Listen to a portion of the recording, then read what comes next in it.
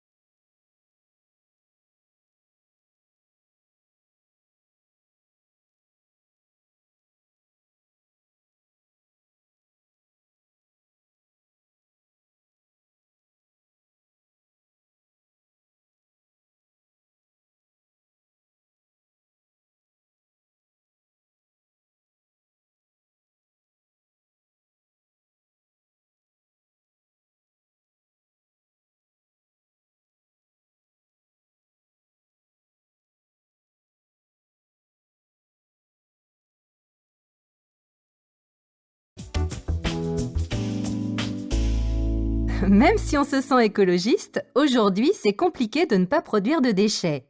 Adrien Feldman, auteur du blog très suivi Ma vie sans déchets, a décidé de réduire au minimum les poubelles de sa famille. Il a accepté de nous parler de son expérience qui a commencé il y a environ 3 ans. Alors Adrien, pourquoi avez-vous décidé d'éliminer presque totalement vos déchets ménagers ? En fait, ma femme et moi, nous sommes depuis très longtemps membres d'associations écologistes. Et tous les ans, on participait à des actions de nettoyage des plages, près de chez nous, en Bretagne, avec nos 2 enfants. Et on s'est rendu compte que chaque année, les déchets revenaient, et même augmentaient. Et c'est là qu'on a pris conscience de l'importance de ne pas produire de déchets du tout. Et donc, de changer radicalement notre mode de consommation. Alors, la moyenne annuelle de déchets d'une famille française, c'est 190 kg de déchets ménagers. Et vous, en 1 an, vous êtes passé à 25 kg seulement. Comment avez-vous procédé ? Tout d'abord, il fallait comprendre quel type de déchets nous produisions. Donc on a vidé notre poubelle par terre. Et on s'est rendu compte que la principale source de déchets, c'était pas l'hygiène, comme on pourrait le penser, mais l'alimentation. Il y avait beaucoup d'emballages de pâtes, de biscuits, de yaourts, etc. Du coup, on s'est équipé de boîtes en verre, de sacs en tissu, et on a décidé d'aller chez les producteurs de la région pour qu'ils nous servent directement. Ça nous a permis d'éviter d'aller au supermarché parce que c'est de là principalement que provenaient nos déchets. Puis, on a généralisé cette pratique d'apporter nos propres emballages, ce qui n'a pas toujours été bien vu. Qu'est-ce que vous voulez dire ? Bien qu'aujourd'hui tous les médias parlent de l'urgence environnementale, il y a encore beaucoup de gens qu'on croise chez les commerçants qui nous regardent avec agressivité. Quand ils voient une famille comme la nôtre, nos petits gestes quotidiens, ça leur rappelle qu'ils ne font pas grand-chose, et donc ils nous critiquent, alors qu'ils devraient peut-être s'inspirer de notre façon de faire. Mais c'est vrai aussi que vivre sans produire de déchets, ça demande beaucoup de temps. Il faut fabriquer ses propres produits, il faut cuisiner. Tout le monde ne peut pas se le permettre, non ? Certes, mais aujourd'hui il existe aussi beaucoup de produits vendus directement sans emballage. Et ça, c'est plus simple que de produire son dentifrice ou son savon.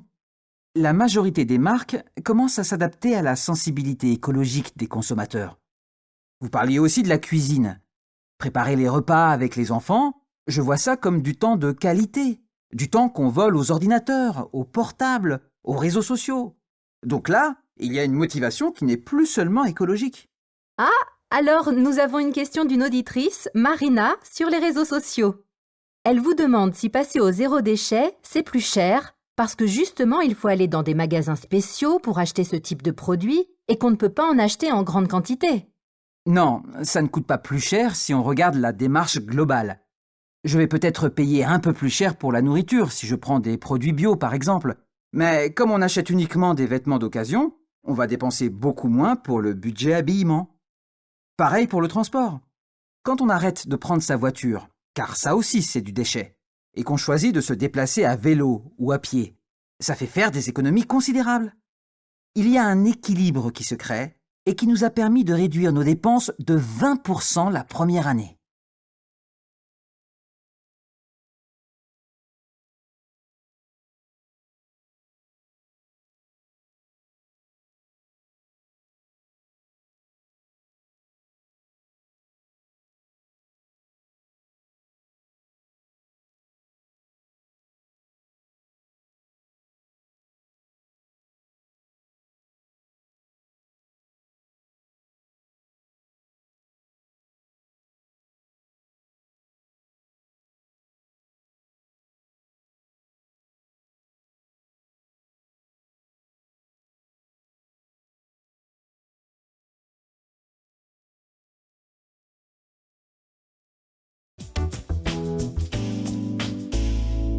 Même si on se sent écologiste, aujourd'hui, c'est compliqué de ne pas produire de déchets.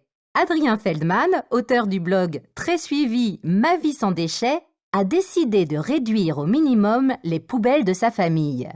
Il a accepté de nous parler de son expérience qui a commencé il y a environ 3 ans. Alors Adrien, pourquoi avez-vous décidé d'éliminer presque totalement vos déchets ménagers? En fait, ma femme et moi, nous sommes depuis très longtemps membres d'associations écologistes. Et tous les ans, on participait à des actions de nettoyage des plages, près de chez nous, en Bretagne, avec nos 2 enfants. Et on s'est rendu compte que chaque année, les déchets revenaient, et même augmentaient. Et c'est là qu'on a pris conscience de l'importance de ne pas produire de déchets du tout. Et donc, de changer radicalement notre mode de consommation. Alors, la moyenne annuelle de déchets d'une famille française, c'est 190 kg de déchets ménagers. Et vous, en un an, vous êtes passé à 25 kg seulement. Comment avez-vous procédé? Tout d'abord, il fallait comprendre quel type de déchets nous produisions. Donc on a vidé notre poubelle par terre. Et on s'est rendu compte que la principale source de déchets, c'était pas l'hygiène, comme on pourrait le penser, mais l'alimentation. Il y avait beaucoup d'emballages de pâtes, de biscuits, de yaourts, etc. Du coup, on s'est équipé de boîtes en verre, de sacs en tissu, et on a décidé d'aller chez les producteurs de la région pour qu'ils nous servent directement. Ça nous a permis d'éviter d'aller au supermarché parce que c'est de là principalement que provenaient nos déchets. Puis, on a généralisé cette pratique d'apporter nos propres emballages, ce qui n'a pas toujours été bien vu. Qu'est-ce que vous voulez dire? Bien qu'aujourd'hui tous les médias parlent de l'urgence environnementale, il y a encore beaucoup de gens qu'on croise chez les commerçants qui nous regardent avec agressivité. Quand ils voient une famille comme la nôtre, nos petits gestes quotidiens, ça leur rappelle qu'ils ne font pas grand-chose, et donc ils nous critiquent, alors qu'ils devraient peut-être s'inspirer de notre façon de faire. Mais c'est vrai aussi que vivre sans produire de déchets, ça demande beaucoup de temps. Il faut fabriquer ses propres produits, il faut cuisiner. Tout le monde ne peut pas se le permettre, non? Certes, mais aujourd'hui il existe aussi beaucoup de produits vendus directement sans emballage. Et ça, c'est plus simple que de produire son dentifrice ou son savon. La majorité des marques commencent à s'adapter à la sensibilité écologique des consommateurs. Vous parliez aussi de la cuisine. Préparer les repas avec les enfants, je vois ça comme du temps de qualité, du temps qu'on vole aux ordinateurs, aux portables, aux réseaux sociaux. Donc là, il y a une motivation qui n'est plus seulement écologique. Alors, nous avons une question d'une auditrice, Marina, sur les réseaux sociaux. Elle vous demande si passer au zéro déchet, c'est plus cher, parce que justement, il faut aller dans des magasins spéciaux pour acheter ce type de produit et qu'on ne peut pas en acheter en grande quantité. Non, ça ne coûte pas plus cher si on regarde la démarche globale. Je vais peut-être payer un peu plus cher pour la nourriture si je prends des produits bio par exemple, mais comme on achète uniquement des vêtements d'occasion, on va dépenser beaucoup moins pour le budget habillement. Pareil pour le transport. Quand on arrête de prendre sa voiture, car ça aussi c'est du déchet, et qu'on choisit de se déplacer à vélo ou à pied, ça fait faire des économies considérables. Il y a un équilibre qui se crée et qui nous a permis de réduire nos dépenses de 20% la première année.